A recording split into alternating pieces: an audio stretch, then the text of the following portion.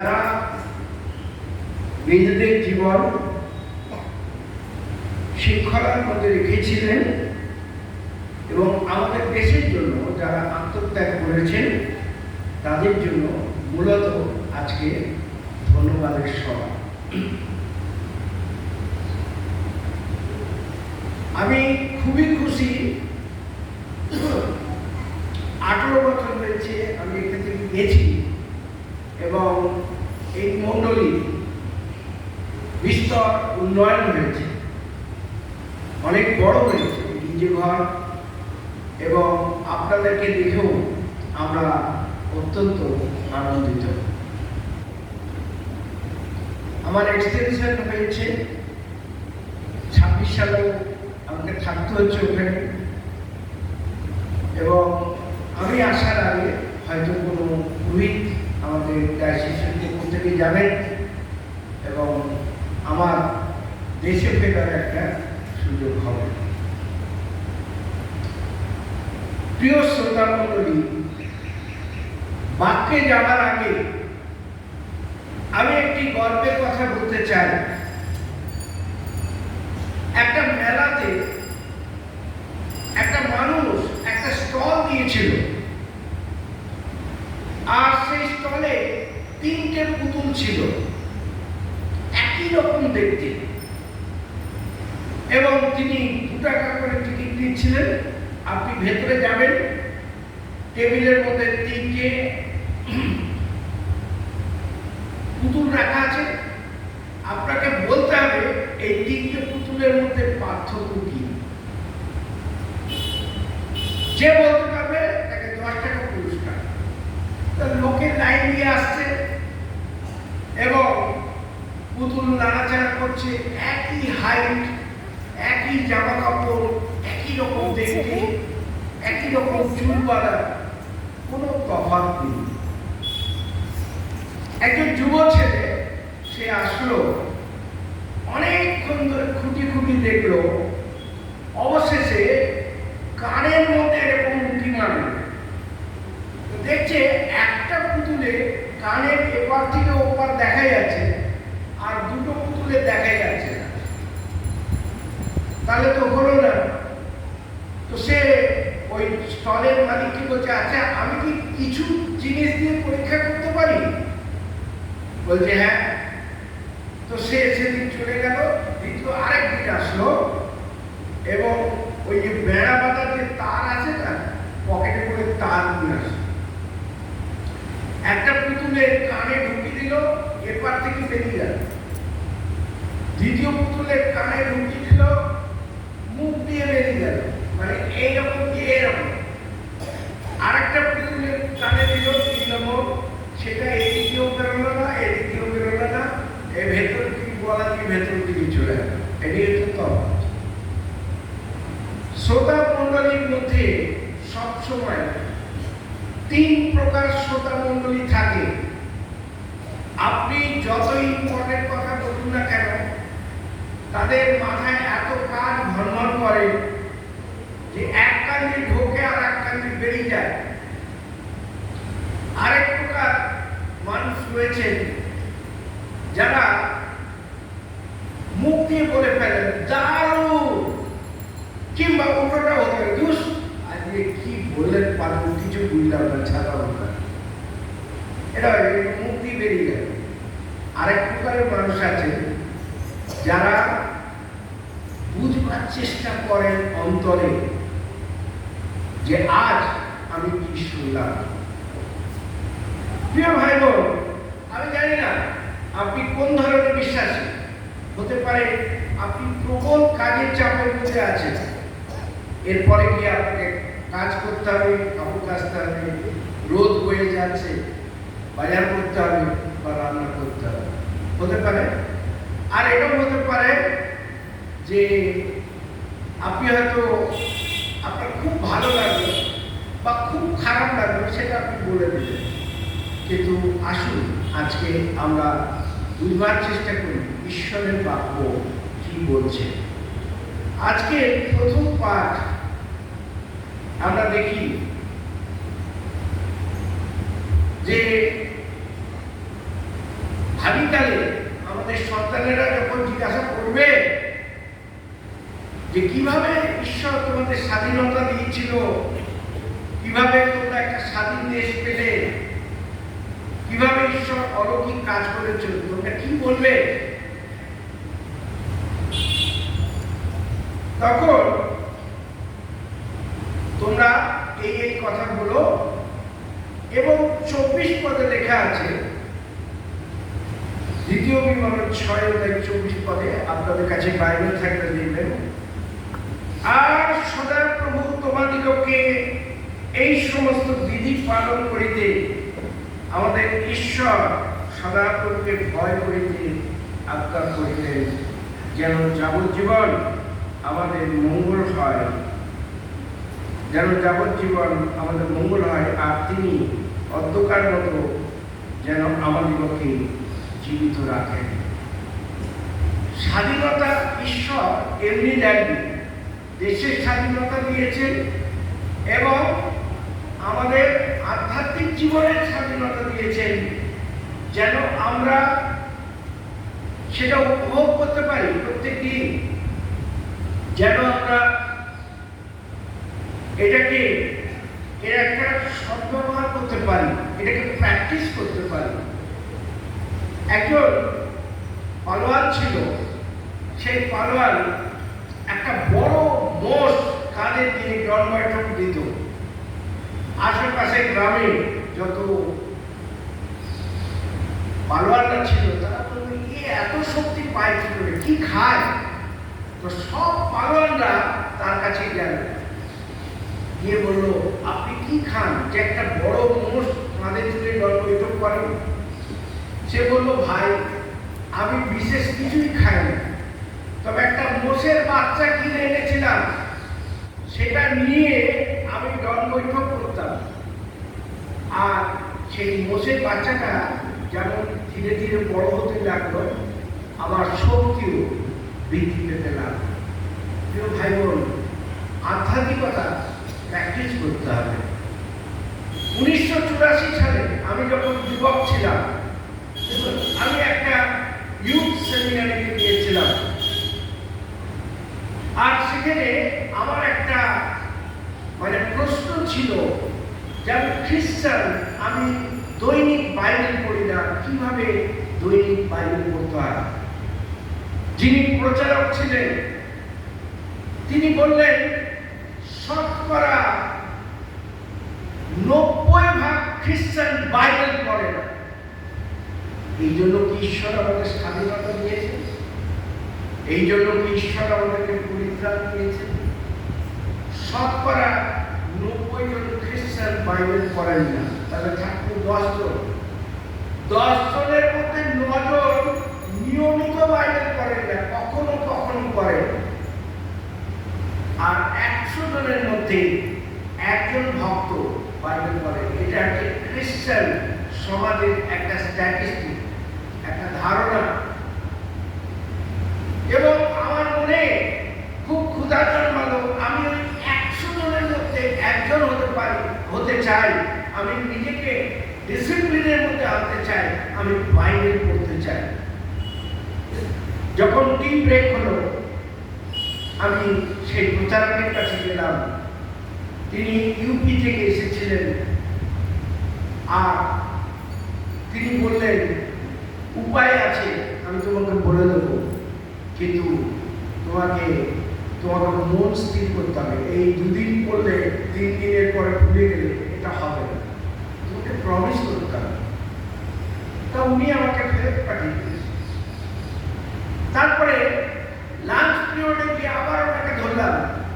আমি বললাম, আমি প্রমিস করছি ঈশ্বরের কাছে, আপনার কাছে, আমি দৈনিক বাইবেল পড়তে চাই, কিন্তু আমার প্রশ্নটা হচ্ছে বাইবেল পড়া সঠিক সময় কোনটি? উনি আমাকে বললেন, নো বাইবেল নো ব্রেকফাস্ট। তুমি ভোর 4টায় পড়বে না বেলা 10টায় পড়বে, এটা তোমার ব্যাপার, কিন্তু প্রতিজ্ঞা একটাই, যতক্ষণ না পর্যন্ত তুমি বাইবেল পড়বে, তুমি জল পর্যন্ত খেতে পারবে না। আপনারা জানেন, সিএনআই পরিবারগুলিতে বাইবেলের ব্যবহার কেমন হয়। আমি বাড়ির ছোট ছেলে, আর আমি বাবাকে বললাম একটাই বাইবেল ছিল পুরনো, বাবার মামা নাকি মৃত্যুকালে বাবাকে দিয়ে গেছিল, আর সেটার পাতাগুলো বিস্কুটের মতো হয়ে গেছিল, যদি আপনি কেয়ারফুলি সেটাকে হ্যান্ডেলিং না করেন ফেটে যাবে হঠাৎ করে পাঁপড়ের মতো। তো বাবাকে বললাম ওই বাইবেলটা দরকার, আর ওই বাইবেলটা একটা সেট করে রাখা থাকতো, ইম্পর্টেন্ট যত সিলিং ওর মধ্যে রাখা হতো। এবং আমাদের কাছে বাইবেল এতই পবিত্র আমরা স্পর্শ পর্যন্ত করতাম। বাবাকে বললাম ওই বাইবেলটা আমার চাই। তারপরে অনেক পীড়াপিড়িতে বাবা ওই বাইবেলটা আমাকে দিলেন। আমাদের বাড়িতে তখন একটাই বাইবেল, এবং আমি পড়তে শুরু করলাম। বাড়িতে তো সবাই অবাক, এবং যেহেতু আমি ছোট, কেউ বলছে একটা ফাঁকি কাজ পড়তে বসতে হবে, ওই বাইবেল নিয়ে যদি 5-10 মিনিট কাটানো যায়। কেউ বলছে আরে ভাই তো সাধু হয়ে গেছে। বিশ্বাস করুন, লজ্জায় আমার মুখমণ্ডল গরম হয়ে উঠতো, কান লাল হয়ে যেত। কারণ বাড়িতে সবাই আমাকে টিটকেরি দিত, দাদা দিদিরা, কিন্তু আমি ছাড়িনি, আমি প্রমিস করেছি। এবং 34 বছর আগে আমি যখন বিয়ে করলাম, প্রথম দিন আমি বউয়ের সাথে বসলাম, এই বসেছিল, বউয়ের সাথে বসলাম। আমি বললাম আমি একটা শপথ নিয়েছি, নো বাইবেল ব্রেকফাস্ট, তুমি কি করবে? বললাম হ্যাঁ করবো। তা তুমি যদি বাপের বাড়ি যাও তাহলে তবুও করবো। 34 বছর ধরে আমার স্ত্রী এটা করছে প্রত্যেকদিন। আমরা যে 1 ঘন্টা বসছি তার হয়তো 10 মিনিট, হয়তো 15 মিনিট, হাতে সময় থাকে আধ ঘন্টা, কিন্তু বাইবেল না পড়ে কিছু খাবার না। আমার ছেলে যখন 9 বছর বয়স, তখন তার হাতে একটা বাইবেল তুলে দিয়েছিলাম, কারণ সে দেখেছিল বাবা এবং মা দৈনিক বাইবেল না পড়ে, কিছু না খেয়ে আর কিছু প্রার্থনা না করে ওনারা কিছু খান না। তো ওর মতো একটা ক্ষুধা জন্মেছিল, ওকে আমি দিলাম একটি বাইবেল এবং ও শুরু করলো। আমরা 3 জন প্রতিজ্ঞাবদ্ধ, আমরা 3 জনই নিজেদেরকে একটা ডিসিপ্লিনে আবদ্ধ করেছি, নো বাইবেল নো ব্রেকফাস্ট। আপনি এই মেসেজ আপনার জন্য নিয়ে যেতে পারেন। আপনি কোন পেশার মানুষ আমি জানি না, কিন্তু আপনি এটা ট্রাই করতে পারেন। নিজেকে খ্রিস্টীয় শৃঙ্খলার মধ্যে আপনি আনয়ন করতে পারেন।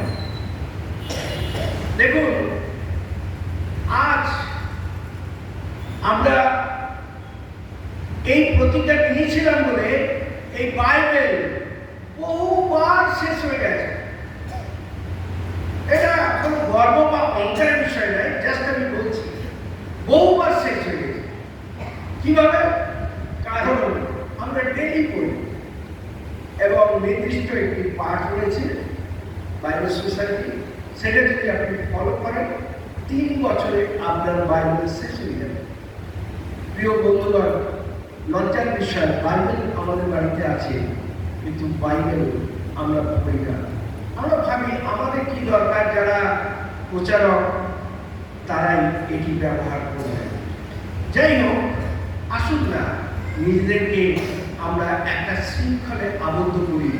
এই মেসেজ আমরা সঙ্গে করে নিয়ে যাই, নো বাইবেল নো ব্রেকফাস্ট। আপনি জানলে অবাক হবে, প্রচুর যুবক যুবতী আমি যাদেরকে চিনি ব্যক্তিগতভাবে, তারা উৎসাহিত হয়ে যেদিন থেকে তারা শুনেছে তারপরের দিন সকালবেলা থেকে সমস্ত কিছু উপেক্ষা করে তারা নো বাইবেল নো ব্রেকফাস্ট এটা শুরু করেছে। আমরা দ্বিতীয় পাঠ দেখি, গালাতীয় 5 অধ্যায়, স্বাধীনতার নিমিত্তই খ্রিস্ট আমাদেরকে স্বাধীন করিয়াছেন, অতএব তোমরা স্থির থাকো, এবং দাসত্ব জুয়ালিতে আর আবদ্ধ হইল না, বা দাসত্বের জুয়ালিতে আর বদ্ধ হইল না। যদি আপনাদের মধ্যে থেকে কেউ আন্দামানে গিয়ে থাকেন, তাহলে অবশ্যই আপনারা সেলুলার জেল ঘুরবার সুযোগ পেয়েছেন। আমার জীবনে একবার সেলুলার জেলে যাওয়ার সুযোগ হয়েছে, এবং তার আগে আমি জানতাম না যে মানুষদেরকে যারা স্বাধীনতার জন্য আন্দোলন করেছিল তাদেরকে কিভাবে অত্যাচার করা হয়। আমার ধারণা ছিল তাদেরকে এক একটা ছোট ছোট রুমে পুড়ে দেওয়া না, তাদেরকে দিয়ে ছোবড়া, নারকেলের ছোবড়া পিটিয়ে পিটিয়ে পিটিয়ে ফাইন, যে তার মধ্যে যে সুরগুলো রয়েছে ওগুলোকে বের করানো হতো। এবং যারা ক্লান্ত হয়ে যেত, যারা কান্নাকাটি করত, যাদের হাত ব্যথা করত, যারা অসুস্থ হয়ে পড়ত, তাদেরকে জেলাররা পিটাতো না, কি করতো জানেন? অনেকটা উঁচুতে কালো দাগটা রয়েছে, এখানে হ্যান্ডকাপ আটকানো রয়েছে, ওই কয়েদিকে হ্যান্ডকাপ করে দাঁড় করে রাখা 2 দিন 3 দিন। চিন্তা করতে পারছে মশার জায়গা, পায়ে মশা কামড়াচ্ছে, পিঠে মশা কামড়াচ্ছে, কিন্তু হাত দুটো এরকম। আর তাকে কন্টিনিউয়াসলি 72 ঘন্টা এরকম দাঁড় করে রাখা হয়, তার পা ফুলে যেত, সে অসুস্থ হয়ে যেত, মরে গেলেও তাদের কিন্তু পরোয়া নেই, কেউ দেখা নেই। তাই ওই দাঁড়িয়ে থাকার ভয়, খেতে না পাওয়ার ভয়। এবং একটা জিনিস আমি দেখলাম, গার্ড দিয়ে তৈরি এরকম ক্রস, দুটো পা এরকম ফাঁক করা থাকবে আর দুটো হাত এরকম, এগুলোতে বেরি করানো থাকবে, আর ওইভাবে দাঁড় করিয়ে রাখবে, না তো চাবি ছিঁড়বে। আমার একটা ছোট ডায়েরি আছে, তখন তো এই ফোন ছিল না, বটন ফোন ছিল, তো সেই ডায়েরিতে আমি দাঁড়িয়ে দাঁড়িয়ে যত লোক ওখানে জেলবন্দি ছিল তাদের নামের তালিকা আছে, এবং কে কত সালে সেখানে ছিলেন, তাদেরকে গুলি করে মারা হয়েছে, সমস্তটাই আমি সেই ডায়েরিতে বন্দি করে এনেছি। প্রিয় ভাই বোন, স্বাধীনতা যে কিভাবে এসেছিল এটা আমরা কল্পনা করতে পারি না, কিন্তু আজকে দেখি স্বাধীনতার নিমিত্ত খ্রিস্ট আমাদেরকে স্বাধীন করিয়াছেন। অতএব তোমরা স্থির থাকো এবং দাসত্বে জুয়ালিতে আর বদ্ধ হইল না। আমি আন্দামানে যখন গেলাম, তখন স্যাডেল পিক বলে একটা পাহাড়ে গেছিলাম। স্যাডেল পিক হচ্ছে আন্দামানের সর্বোচ্চ পাহাড়, এবং এই পাহাড় দুটো কারণে বিখ্যাত: ধুমো গাছ, আর এই যে ঝুলঝাড়ার যে বাঁশের লাঠিগুলো আছে না, হালকা হালকা এই বাঁশ। তো ওখানকার স্থানীয় লোকেরা ওই ঝুলঝাড়ার বাঁশ কাটতে যায়, আর আসবার সময় ধুমো গাছের গোড়ায় ভালো করে থেতলে দিয়ে আসে, পাথর দিয়ে দিয়ে চলে আসে। এবং তারা এক সপ্তাহ পরে যখন যায়, ধুমো গাছের গোড়া থেকে আঠা বেরোয়, এবং আঠা বেরিয়ে অনেকটা, প্রায় সিমেন্টের বস্তার মতো একটা বস্তা হবে, এবং সিমেন্টের বস্তা যেমন জমে যায় সেরকম জমে যায়, আর তারা সেটাকে, সেই আঠাটাকে আবার ভেঙে ভেঙে নিয়ে আসে। এটাই হচ্ছে আসল। আমরা জানি না, জেনেও অজান্তেও ঈশ্বর যে সুন্দর শরীর আপনাকে আমাকে দিয়েছেন, আমরা নানা রকম নেশাভান করে যেন একটু একটু করে মৃত্যুর দিকে এগিয়ে যাচ্ছি, নিজেদেরকে থ্যাতলাচ্ছি, নিজেদেরকে আঘাত করছি। এই জন্য কি ঈশ্বর আমাদেরকে স্বাধীনতা দিয়েছেন? বাক্যে লেখা রয়েছে, স্বাধীনতা নিমিত্ত খ্রিস্ট আমাদিগকে স্বাধীন করিয়াছেন, অতএব তোমরা স্থির থাকো। আমার এই শরীর ঈশ্বরের মন্দির, এটাকে নষ্ট করার কোনো অধিকার আমার নেই। তাই আসুন আমরা শৃঙ্খলা পরায়ণ হই। আমরা কি খাবো কি খাবো না, এখন ঘরে ঘরে সুগার, আমরা কিভাবে চলবো, ঈশ্বর আমাদেরকে যেন সেই সুবুদ্ধি দান করেন। আর মুখলিখিত সুসমাচার, সেখানে যিশু একটি কথা বলছেন। তিনি বলছেন যে আমি তোমাদের পরিচালক।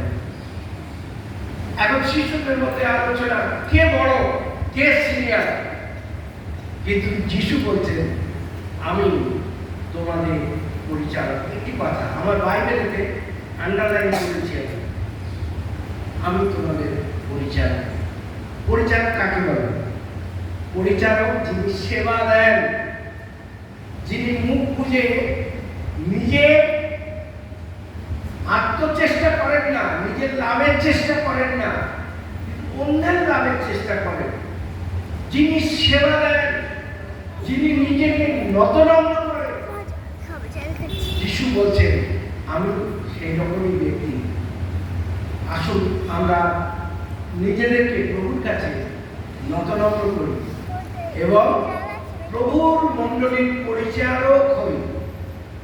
সে অর্থ দিয়ে হতে পারে, শ্রম দিয়ে হতে পারে, ট্যালেন্ট দিয়ে হতে পারে, যেমন গান গেয়ে বা প্রার্থনা করে বা উপস্থিত থেকে যেগুলোই হোক। আসুন আমরা যিশুর মতো পরিচালক হই। পরিচালক নয়, পরিচালক হচ্ছে আমি তোমাকে এটা বলছি তুমি করো, কেন তুমি ওটা করো? পরিচালক নয়, পরিচারক, অর্থাৎ দাসের রূপ ধারণ করি, নতনম্র হই। ঈশ্বর আমাদেরকে আশীর্বাদ করুন। আমেন।